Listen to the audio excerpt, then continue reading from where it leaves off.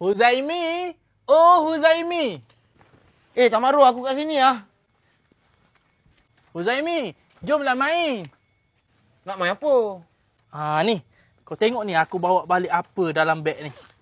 Ada kapur. Kapur. Kau ambil mana ni? Tadi, masa dekat sekolah, cikgu suruh aku ambil kapur dekat bilik guru. Alang-alang dah ambil tu, aku bawa lah balik sekali kapur ni main dekat rumah. Kau ambil kan? Bukan curi kan? Curi dosa. Ambil tak dosa. Kita nak main apa ni? Kita main cikgu-cikgu nak tak? Nak. Tapi, aku jadi cikgu, kau jadi murid nak? Boleh. Jom lah. Jom. Okey, murid-murid. Hari ni kita belajar ABC. Okey, keluarkan buku. Baik, cikgu. Alamak, cikgu. Buku saya tertinggal dekat rumah lah, cikgu. Kalau tak bawa buku, kena rotan. Ulur tangan.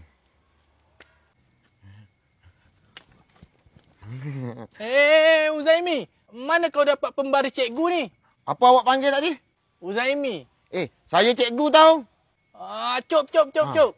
Huzaimi, ni aku nak tanya. Mana kau dapat pembaris cikgu ni? Aku ambil kat bilik darjah tadi masa nak balik. Tapi macam mana kau bawa balik? Sebab pembaris ni panjang tau. Senang je. Aku ambil pembaris ni, aku masukkan dalam seluar macam ni kan. Lepas tu masukkan dalam baju. Aku jalan macam ni lah. Sampai rumah. Orang tak perasan. Oh, macam tu. Tapi kau tak curi kan? Kau ambil je kan?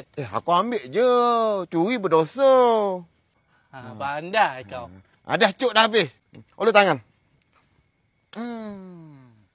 Satu lagi. Okey. Saya tulis. Ikut Baik, cikgu. A. A. B. B. D. CD. Evon.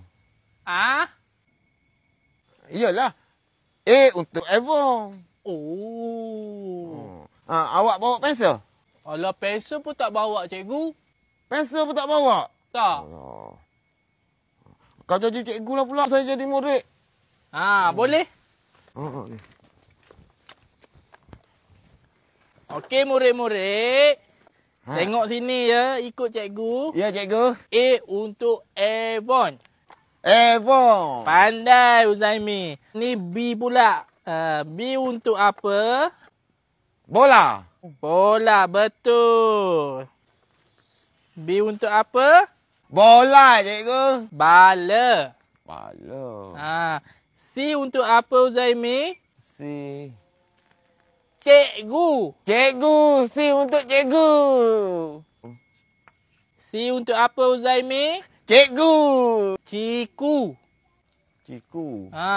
Okey, D untuk apa, Huzaimi? D untuk dada. Pandai. D untuk apa?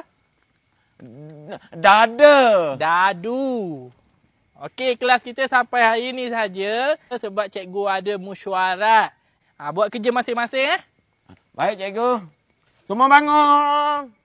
Terima kasih, cikgu.